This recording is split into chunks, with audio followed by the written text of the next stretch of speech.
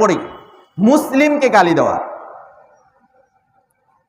আমরা কথায় কথায় এমন এমন ভাষা ব্যবহার করি, এমন এমন মানুষকে এমন এমন ভাবে গালি দেই, আমরা এটা মনেই করি না। একটা মানুষ কালো হিসেবে আল্লাহ পাক রব্বুল আলামিন তাকে পাঠিয়েছেন, তাই না? আমরা তাকে কথায় কথায় কাল্লা বলে গালি দেই। একটা মানুষের একটা হাত নাই, একটা পা নাই, ল্যাংড়া বলে গালি দেয়।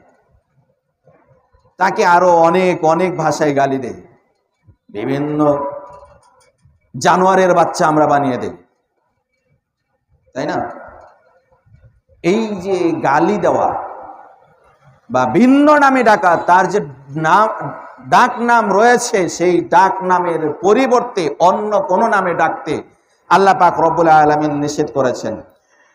ওয়ালা তানাবাযু বিল আলকাব বিসাল ইসমুল ফুসুক বাদাল ঈমান ওয়া মান লাম ইয়াতুব ফাউলাইকা হুমুজ যালিমুন। আল্লাহ পাক রব্বুল আলামিন বলেন, তোমরা একে অপরকে দোষারোপ করো না। বিসাল ইসমুল ফুসুক, তোমরা একে অপরকে মন্দ নামে আহ্বান করো না, মন্দ নামে ডেকো না, খারাপ নামে ডেকো না। যে নামে ডাকলে ওই মানুষটা কষ্ট পায় এই রকম নামে ডেকো না। কোন জানোয়ারের বাচ্চা বলে ডেকো না, ওকে কালো হিসাবে ডেকো না, ওকে ধলা হিসাবে ডেকো না।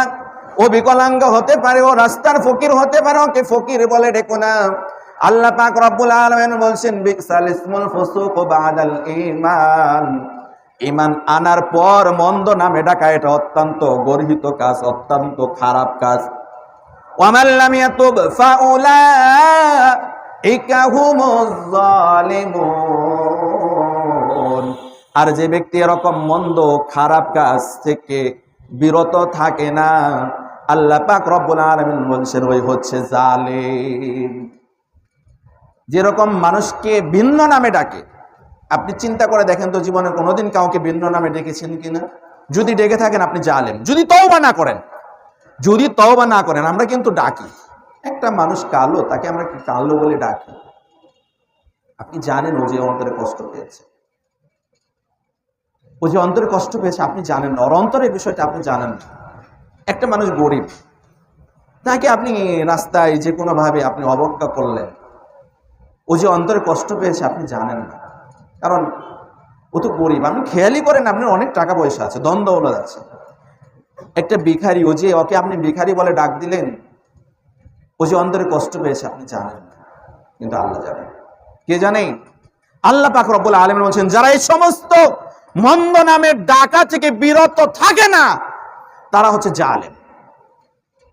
আর জালেম কখনো জান্নাতে যেতে পারবে না।